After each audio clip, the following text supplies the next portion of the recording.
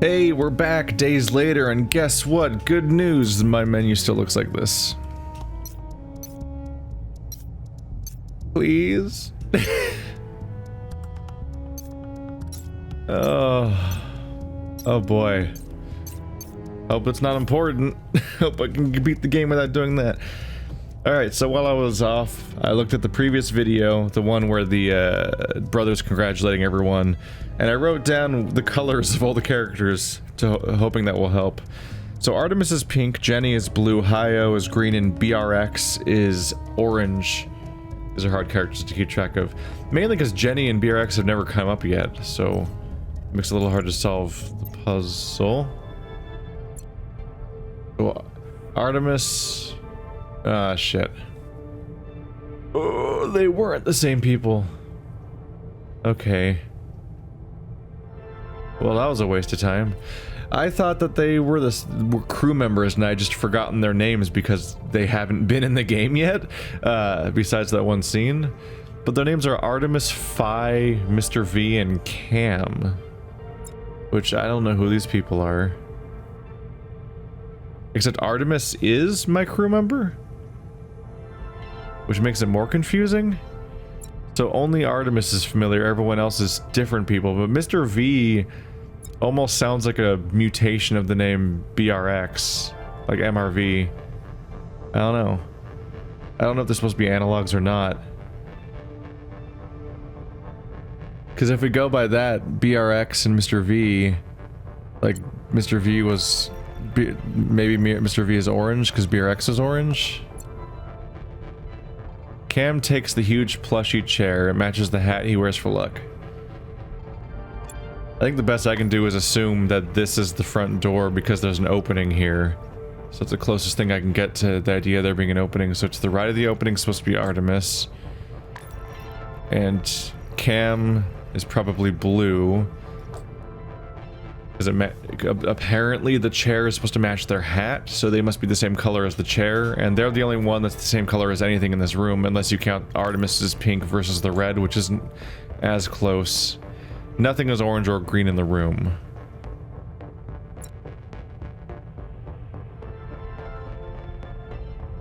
Phi and Mr. V share the couch.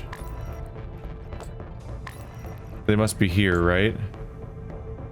Because Artemis is to the right of the door, Mr. V is to the opposite end. Because that's this part here.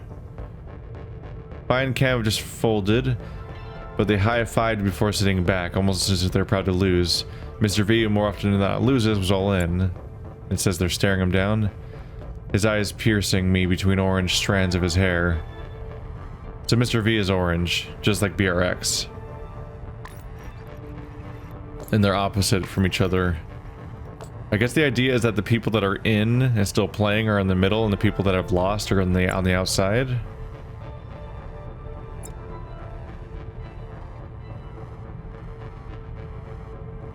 Where did these clues come from exactly? I'm trying to remember where these clues came from.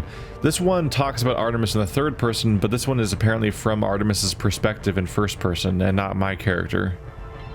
Because Artemis is the pink-haired lady. So you two lost. Okay, there we go. Yes, the power's on.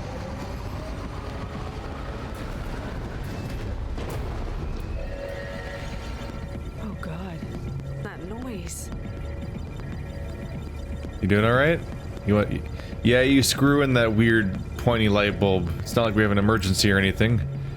Destruction deterioration level 2. To silence the alarms, follow the manual deactivation protocol. Don't know what that is. Click.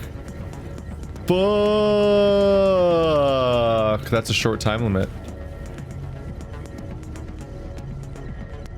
I probably just need to find all of them in that time.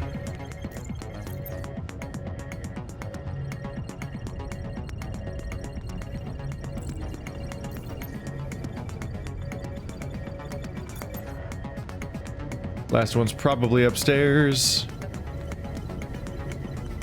Finally. There we go. Ta-da! Oh. Goodbye, world. Hello, world? Blah. Base laboratory. Yeah, beat the level. Ah, finally I'll be able to do what I'm really good at. Nim, don't take it away from me this time, please.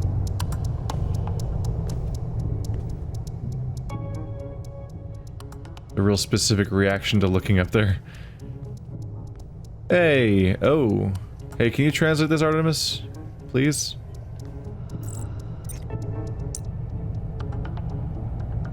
Artemis, are you alright?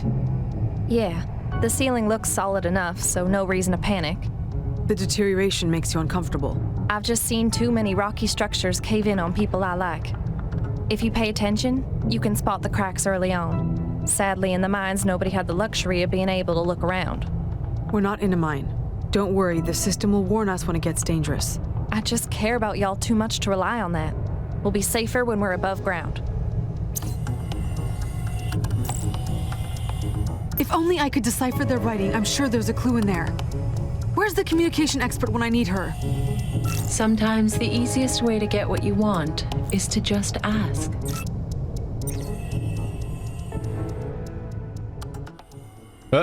Oh, hi. Stained glass? Shatter stained glass? How can an intelligent and educated person like Geny jump headfirst into all that religious nonsense? I just don't understand it. No, you couldn't. But what do you believe in, Austin? I only believe what we know for sure, facts and proof. No gods for me, thank you. Well, as a scientist, you should know that double-checking is important, even outside of scientific practice.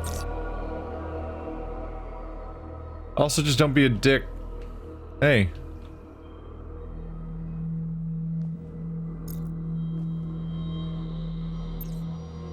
Soldier Genevieve Abobsawin? That one came and went a little too fast for me to stumble on its name. Shatter's mythology. The commencing. In the beginning, the gods were with the earth, the water, and the people. Satisfied with the balance of the world, they moved away from time. They came back soon after to extract the water and exterminate the people, the animals, the birds, and the creatures that move along the ground. But their methods were not ready. Oceans reached the higher peaks, but the water did not leave the earth, and Noah was able to save mankind.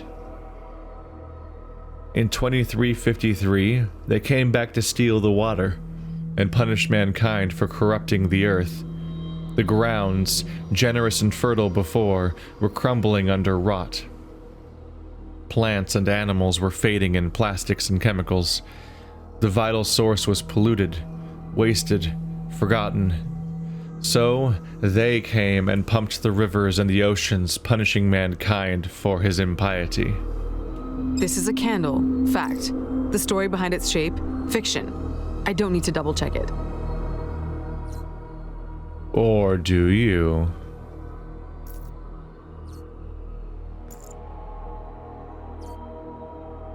What about the shape of the candle is a fiction? The story that we...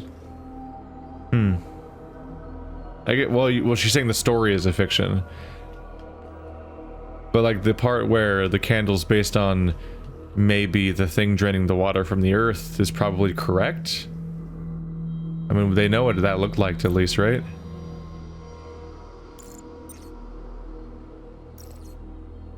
Oh, what'd you react to? I heard is it just you? Oh, that. Shatters attack the earth. Fact. They are gods, they want to save us, they're worthy of our love. All fiction. What will Geny do when she actually meets one for real? Get down on her knees and chant? Ugh. Well, she'll probably try to talk to it, considering, you know, she's your comms officer. Do you think that's what religious people do, is whenever they encounter something religious-ish, they just start chanting? Just at random? Just random whatever chanting?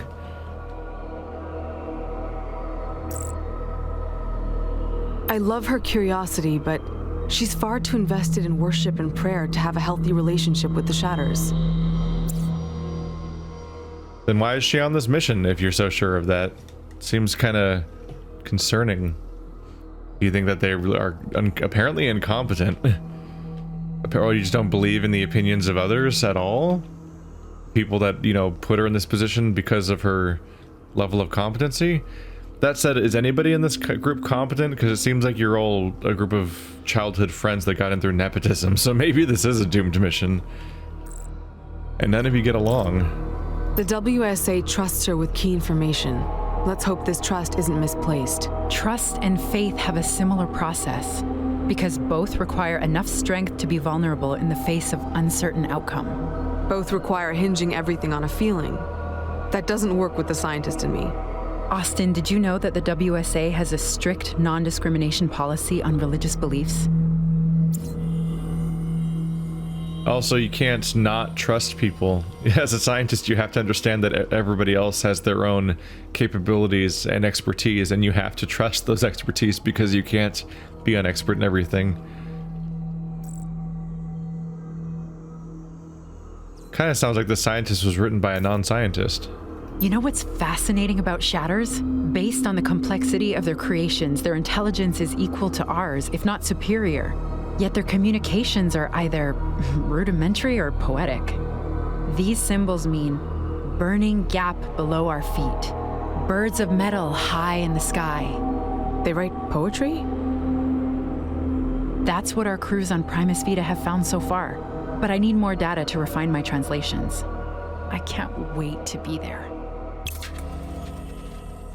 Yeah, how could there ever be a modern, technologically advanced society that has a language that's heavily up to interpretation and context and maybe even weird poetic representations of things? Oh, right. Japan. Oh, Austin, things are almost never exactly as we perceive them. My family invested a lot in this room, and I find a certain peace here. It's a place to think, and it brings me closer to my subject. That's all.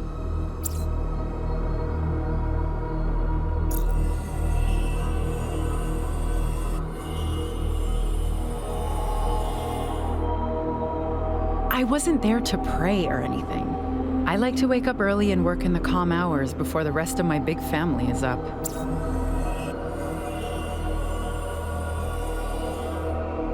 I set up my books all around me, light some candles for warmth, and dug into them. That morning, I was stuck on a big question. Why don't the Shatters have writings that are military or strategic? Everything found on Primus Vita is either artistic or made of a few symbols, like a note. Then I realized they don't need to write. When they do, it's like a hobby. They communicate by other means. All we can do is get a glimpse of their mind through their creations, but most of it is inaccessible.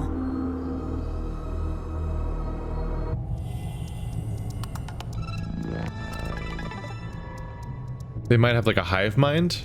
They might have a shared consciousness, or even if it's not a hive mind, they might have like a internal database of information that they have access to that goes beyond writing. And that outlasts the individuals of the group, for example. Is it fixed yet? Nope. I don't think it's coming back. I don't think it's coming back ever.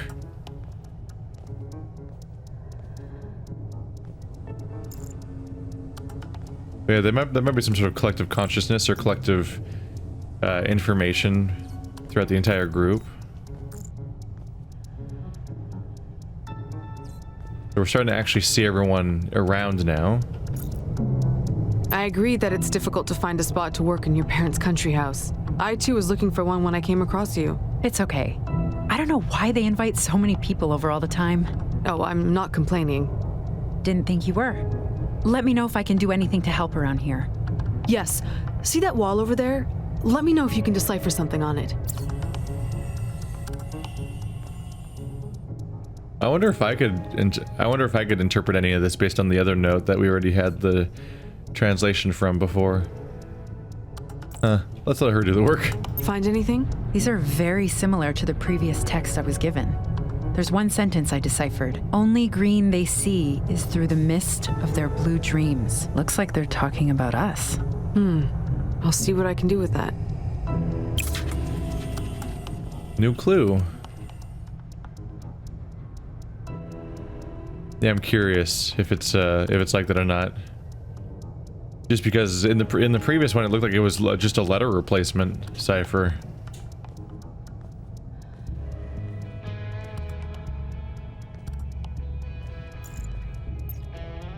Oh, that's part of a solution, probably.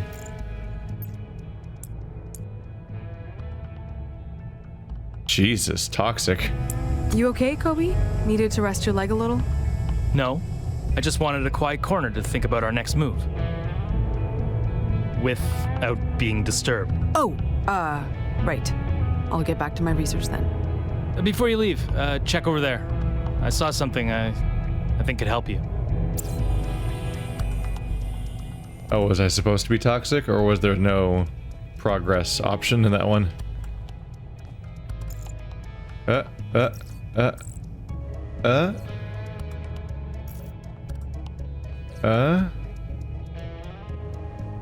there it is.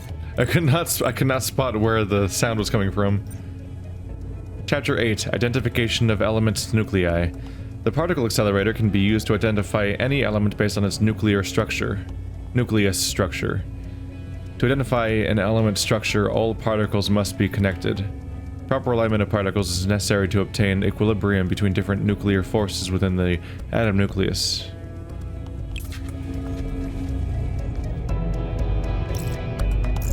This place reminds me of the first water mines. You've been there? No, but we were told the story over and over again in my childhood, along with plenty of romantic illustrations.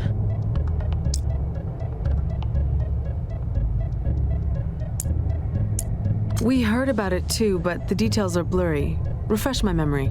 Not so long after the big dryout, my ancestor and a small group of Abenaki followed the Long Fault and discovered traces of humidity in the north, where a country named Canada used to be.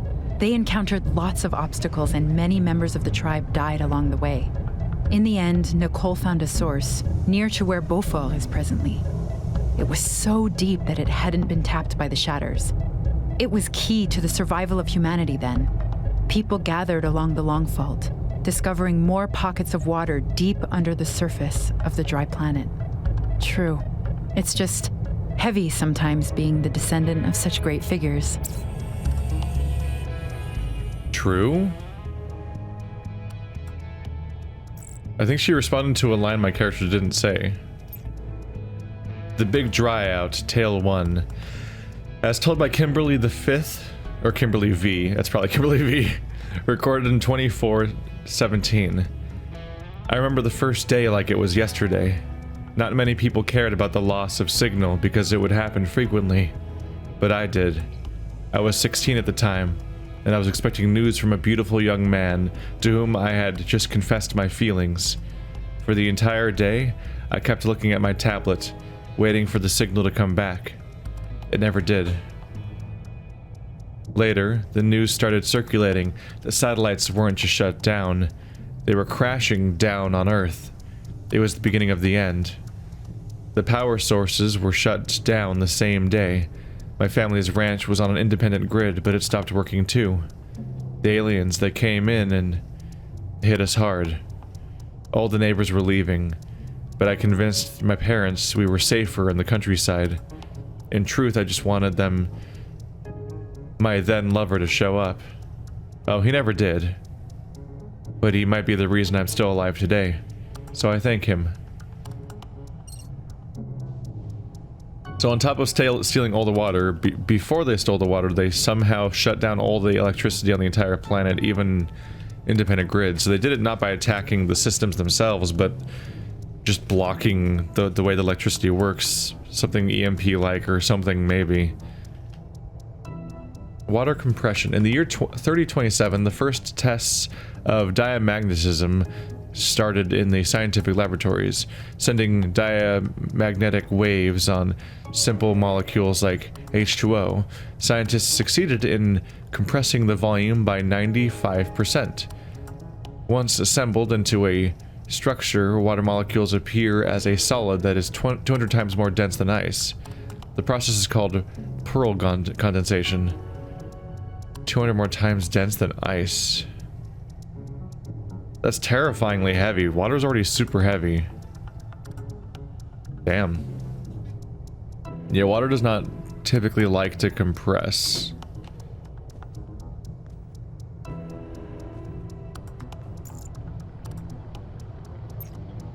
Artificial Intelligence, Model 1. Is BRX gonna be an AI? I'm wondering, because his name. The first natural intelligent machine to work with the WSA was named Angie.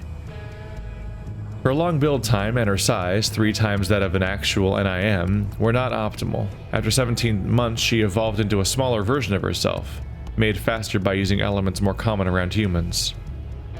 She took the name of Briss. Oops. That's not the leave button. They have AI, but no water. I guess them losing electricity must have been temporary. Nice. I couldn't even afford this collider on Earth.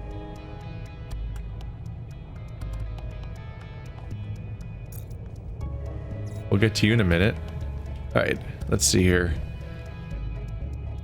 Primus Vita, the planet. At 29.7 light years from Earth, in the M64 galaxy, Messier 64, or Black Eye, or Evil Eye. Suns, Arcus, smaller than the Sun, but warmer.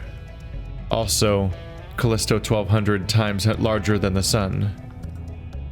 The 2 stars form a binary system. Revolution time is 2.4 Earth years.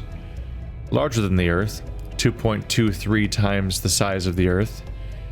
Rotation of Primus Vita is equal to its revolution, causing a face to always be in shadow.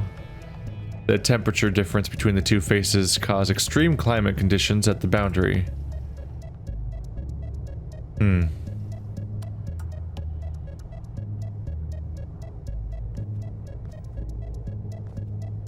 Those are local plants. Life. There is a viable atmosphere, but not for humans. It contains oxygen, but not enough to survive without additional input. A human could survive for about 3 hours at most. There is a flora and fauna, but it is still rudimentary. Animal life remains closer to eukaryotes. Plants staying closer to the lichen and varied mosses. Rudimentary.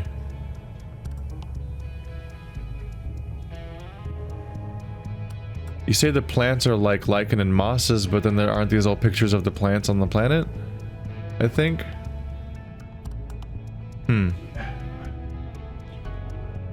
Maybe lichen and mosses can look like that, I don't know.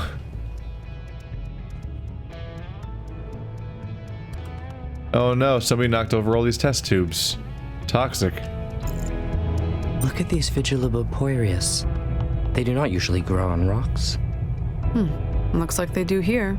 If their genes were normal, they would be dead. Life has been altered. These plants aren't the only altered thing around here. Like the entities who don't seem to like us very much and are toying with our lives. I think whoever lives here had to find ways to survive in this harsh environment, just like us. No reason to be annoyed. Are we talking about Primus Vita or Earth? Look at those crystals that are flowing. Isn't Primus Vita our destination, so we're not there yet? And I thought these were supposed to be memories, but they almost seem like simulations of the future, or both. Things have gotten complicated. Because some of these seem to be memories, but some of these almost seem like it might be our various people in stasis communicating with each other live. Like these might be the real them in some cases, but also some of them seem to be projections and simulations of what it might be when we get to Primus Vita, because we're not there yet, right? And have we been there before? I don't know, the game's called Destination Primus Vita. It'd be a little underwhelming if it was just like our 7th trip there. Looking at those altered plants again. They are a concentrated source of protein. I'm curious about their growing rate. To sustain life here, we would need more. But they are a good base. Bear in mind, our presence here is only temporary. Are you sure?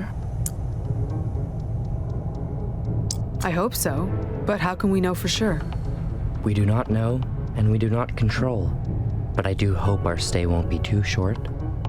There's more to Primus Vita than meets the eye, and many more reasons for me to stay here than to go back. Relationship enhanced. I figured that was the right call. It's also honest. Who knows what will happen? What are you looking at there? Oh, the same document that was sitting over there. Oh, it is the same one. It's still here.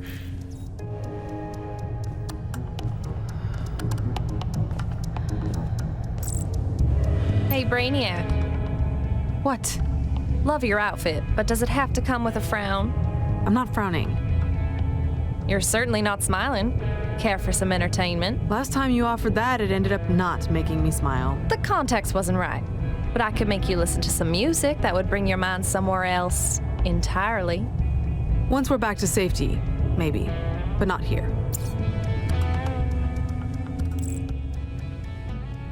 Yeah, we'll get to you. The zones puzzle. I'm trying not to progress too fast, since there's clearly interactions around here. I'd rather be outside than stuck in here. Do you know if we're about to move? You'd rather be close to the shatters, is that it? Not necessarily, but with this roof about to fall on our heads, I'd rather be under the sky of Primus Vita. But I'm patient. I'll wait for you and Coby to give the go-ahead. We're no more than a day's walk from the main base. And no more than a shatter away from death. Did you know that the number of casualties due to shatters on Primus Vita is unexpectedly low? I heard that, but it doesn't mean we should act recklessly. No, it only means that we don't understand their strategy yet. Regardless of strategy, we have to be able to survive facing them, so I'll get back to work. The main takeaway is that one way or another, we're definitely not the first people on Primus Vita, which is what I would have first assumed when we were starting this game, is that we were the crazy explorers that are going to go visit this hostile alien world to figure out where they took all of our water, which I think is more or less what the what was left to be interpreted from the intro and the explanation of the game. But apparently a bunch of people have gone there. Maybe we'll be the ones that solve it finally, I guess. We won't know for a while. I heard a blip. Probably just the puzzle up here. Yeah. Oh, hey. Huh. Didn't think my pitch to General Komo to buy that particle accelerator had worked. Good to know.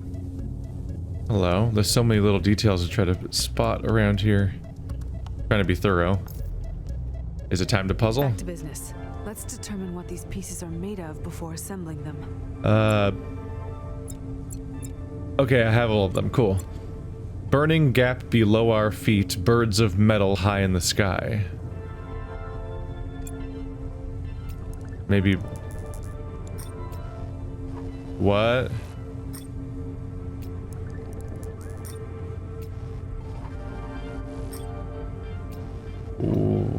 What? Okay, I get it. So... And you probably can't do anything about that, right? Okay, I was trying to click on individual nodes, but that's not how it works. Okay, and I thought I'd drag them around like a jigsaw, which is also not how it works.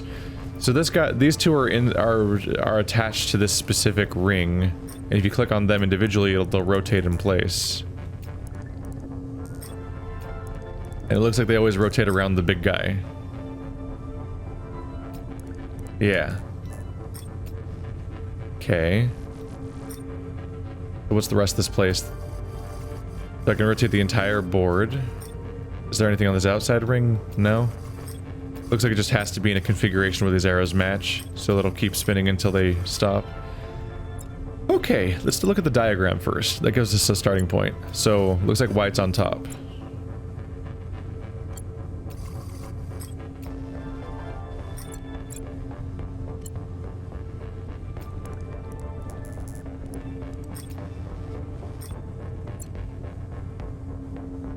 Somehow.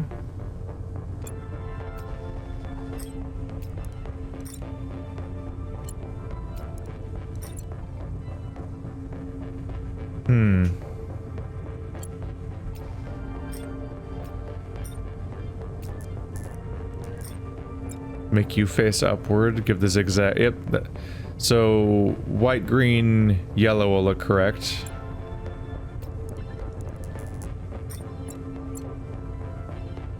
Nope.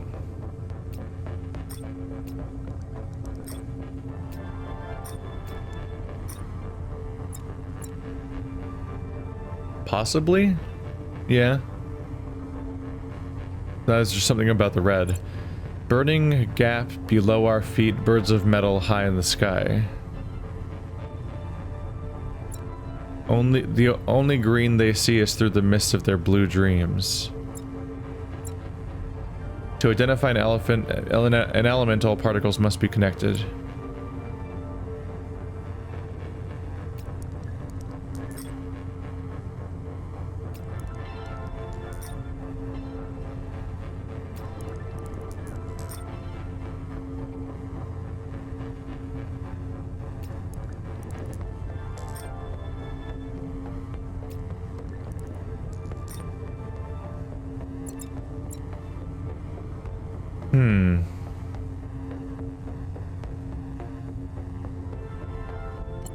Maybe I just need to move you physically closer.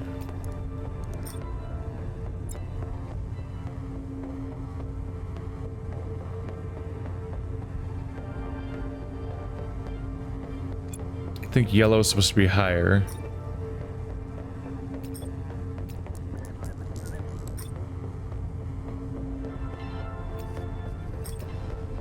Whereas I think the blue is already correct.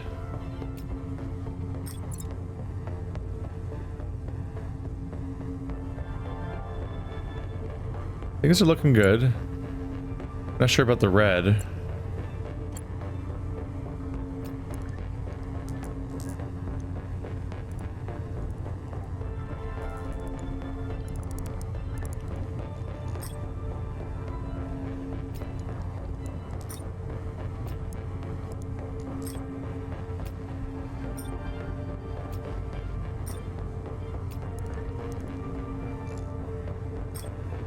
Definitely noticing how these seem to all fit into a network now.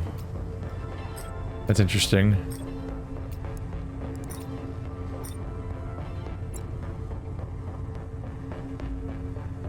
Could it still not be high enough with the yellow?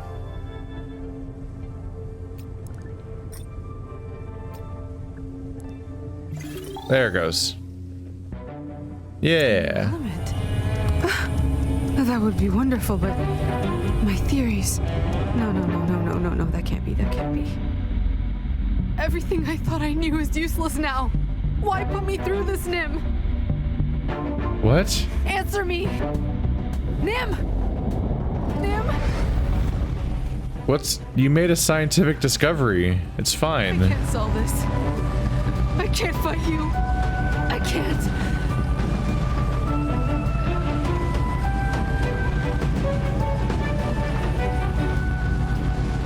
I'm confused. What scientist would say this? Space, I can save us. No!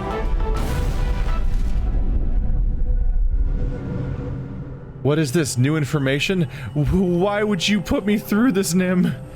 A scientist can't take in new information. That'll shatter my world.